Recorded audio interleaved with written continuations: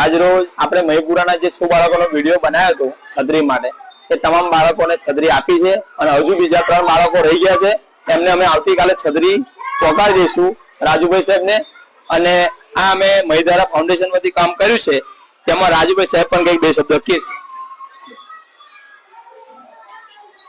પ્રવેશ ઉત્સવના દિવસે છૂટીને બાળકો ઘરે જઈ રહ્યા હતા. તે વખતે વરસાદમાં આ મહીપુરાના બાળકોને વરસાદથી પલળી રહ્યા હતા.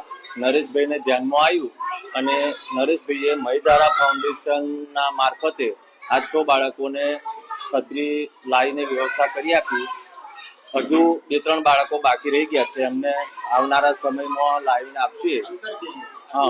અને શાળાથી મહીપુરાનું અંતર 1.5 થી 2 કિલોમીટર થાય સમથિંગ, એટલે એ બાળકોને અગવડતા ન પડે એ હેતુસર મહીધારા ફાઉન્ડેશન વતી નરેશભાઈ અને ડૉક્ટર વખતસિંહ જે બાળકોની લાગણીને ધ્યાનમાં રાખી અને જે સુવિધા પૂરી કરી એ બદલ શાળા પરિવાર વતી એમનો ખૂબ ખૂબ આભાર વ્યક્ત કરું.